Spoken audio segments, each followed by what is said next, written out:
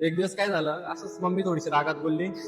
मी bag उचलली आणि पुण्याला पळून गेलो. ते एका लॉन्सवर काम केलं. लॉन्सवर काम म्हणजे ते अक्षर टॉयलेट बाथरूम तिथपासून मी स्वच्छ करायचं काम केलं. ते करता करता एका आचार्याच्या हाताखाली काम केलं. त्याच्यानंतर मी त्या आचार्याच्या हाताखाली शिकता शिकता ते टॉयलेट बाथरूम स्वच्छ करता करता परत मी दुसऱ्या ठिकाणी एका शेफच्या हाताखाली काम आले. पण आचार्याच्या हातापेक्षा अजून शेफच्या गोष्टी परफेक्ट शिकू शकतो. जास्त मला ह्या ज्या गोष्टी होत्या बेसिक, त्या गोष्टी तिथूनच कळायला की हा अशा पण काही गोष्टी आपण करू शकतो. परत नाशिकमध्ये इकडे आलो. इकडे आल्यानंतर असं कळलं की आपण थोडंसं काही अशी युनिक कल्पना मांडू शकतो. आणि आम्ही ऍक्च्युअल मध्ये मी शेतकरी एक, मी माझ्या घरी ना सगळा सेंद्रिय भाजीपाला वगैरे तो पण विकतो. कस्टमर खूप चांगले रिस्पॉन्स देत आहे आणि थोडंसं जगा वेगळं आपण काहीतरी करू शकतो. तर ते मी ही भट्टीची आयडिया लावली. थोडीशी युट्यूबला पण व्हिडिओ बघितले, असं काय खाद्यपदार्थ वगैरे ट्राय करून बघितले. मला पिझ्झा खूप छान माहिती.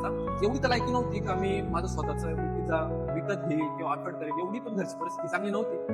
मी काय केलं, एक ठिकाणी मित्रांकडून थोडेफार पैसे उसने घेतले, बाहेर पिझ्झा गेलो, ट्राय केले कसे आपण बनवू शकतो, कसे बाहेरच्या पिझ्झांमध्ये आपल्या पिझ्झामध्ये काय डिफरन्स आहे.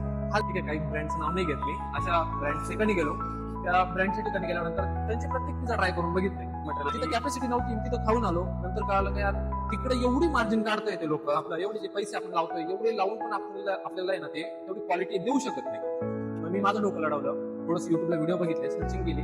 हा आपल्याकडे असं काहीतरी भट्टी साईड चालू शकता आणि कोणता पिझ्झा बेटर लागतो कोणता. तिथं जेव्हा गेलो मी त्या मोठ्या मोठ्या ब्रँडच्या ठिकाणी, तेव्हा कळलं नाही आपल्याकडची क्वालिटी अजून चांगली. जेव्हा 200-300 प्रकारचे पिझ्झा ट्राय केला तेव्हा कळालं हा आपल्याकडची क्वालिटी अजून चांगली होती.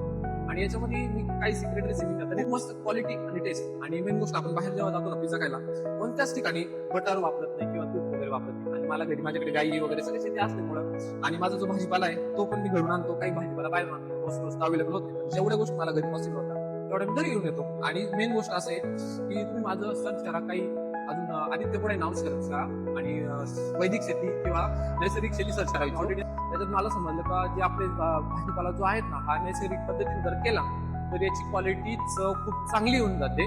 त्याच्यामुळे याच्यामध्ये मी ते भाजीपाला वगैरे ट्राय करून बघितला, त्याच्यामुळे ती चव अजून वाढून गेली. आणि मला असं समजते की आता क्वालिटी आपण जर कस्टमरला चांगली दिली तर कस्टमरचा फीडबॅक पण चांगला भेटतो. बाकीचे ब्रँड काय करताय की तेवढी जी क्वालिटी क्वांटिटी तिथं लोकांना देतच नाहीये. फक्त काहीतरी देता, एक मैदाचा बेस वगैरे आहे तो देता, त्याच्या नावाखाली चीज येतच नाही. तसं मी भरपूर चीज देतो, तिथं 200-300 रुपये लोकांकडून काढून घ्यायचे, तिथं मी फक्त 30-40 रुपये कमवतो. फक्त मी माणसं कमवतोय. माणसांचं जास्ती करून मला प्रेम खूप मिळते. माझे कस्टमर माझ्यावर इतके मेहरबान आहे. तुम्ही थोड्या वेळाने येऊन बघा, इतकी गर्दी राहील त्या लिमिट नाही. मी जास्ती मार्जिन न काढता कस्टमरला कशी जास्तीत जास्त चांगली क्वालिटी जाईल याचा प्रयत्न करतोय. खूप सुंदर आहे, ओव्हरलोडेड आहे आणि असा पिझ्झा नाशिकमध्ये कुठेच नाहीये. खूपच छान आहे.